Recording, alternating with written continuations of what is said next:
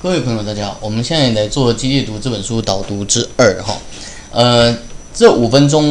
到5分钟，我准备讲清楚什么叫机械读了哈这本书的来源，然后接下来我们再继续往下谈哈。这本书其实是这样，当时康健为了雷射安全的事情来采访我，因为我是台湾美容医学会的教育主委嘛。那我们就谈到了肌肤监测这个概念啊，大概是在2011年的时候谈到这个概念。那康健杂志社对这个书很有兴趣，所以其实一开始我们想出的书叫做14天不洗脸的真正医学美容，当时是这样出啊。那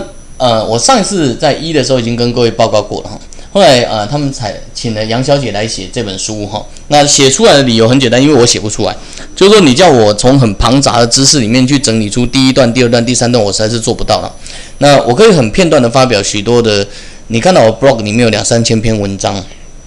而叫我很有 structure 很有规律性的把它整理出来，其实我是做不到的。那所以拜杨小姐的帮忙哈，我们当时就把这本书整理出来。那整理出来后，康健就跟我说，他们想把它命名为机械读哈。那其实我觉得很怪的哈，就是机械读很怪。可是他们后来说服我，我觉得也对哈。机械读的基本上概念是这样，它第一个它非常像是毒品哈。什么叫非常像是毒品？你会发现毒品有一个很有趣的现象，就是第一个我们就说吃吗啡哈之类好了哈，就是你吃 heroin。一开始你可能0.1公克就很舒适哈，我们讲粗鲁一点就很爽了。后来你可能需要0.2、0.3、0.4，然后叠乘下去哈，那不断的增加剂量，到后来它才会到达那个刺激点哈。所以第一个它会有增加剂量的现象。第二个，当你戒毒的时候，你会非常痛苦哈，就是那个摔东摔西、摔南摔北，然后痛哭流涕啊，流鼻涕、流眼泪这样，然后撞墙。然后第三个，当你好不容易戒断一段时间，也许戒断半年、1年哈，你再也不受 heroin 控制的时候，这时候你只要重新碰 heroin， 你可能不需要0.8公克，你可能又是0.1公克，你又开始觉得舒爽。第一个我们叫剂量叠加效应哈，第二个叫做毒物戒断效应哈，第三个我们叫做那个剂量的容忍效应哈的消失哈。那剂量叠加或剂量容忍效应，这个是毒品常见。那我们在保养品哈的过度使用里头，其实也发现，一开始你用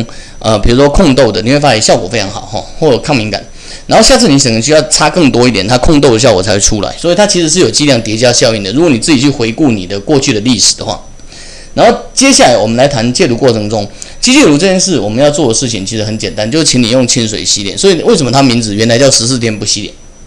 就是当你不再使用这些东西的时候，不再使用这些过量的东西的时候，你会发现它从你的皮肤里面产生一些反应，那些反应其实是蛮辛苦的。比如说不喜欢长痘的人，他就会长痘；不喜欢红的人，他就会红。然后第三个，当你好不容易经过一段时间，也许是3个月，也许半年、1年，你终于把这段时间熬过去了，这时候你会发现，你过去使用的那些痘子的药或痘子的乳液，突然间又有效了。也就是说，你本来是一个会长粉刺的，然后你就擦了很多抗粉刺的药，然后后来越擦越重，越擦越重，都压不下来。最后你下定决定把它停掉以后，你就大量的冒痘哈，这就到第2阶段。然后到第3阶段的话，当你好不容易冒完，可能半年、1年后，这时候你又回过头擦你原来的乳液，你觉得超有效哈。那当时我们是观察到这个现象，康健也观察到现象，所以他跟我说，他觉得这整个是戒毒过程，所以他说服我这本书叫做机械毒了哈。那我个人也是这样认为的哈，所以后来这本书才命名为机械毒。那这段就先到这里，我们接下来要录的是第3段，谢谢各位。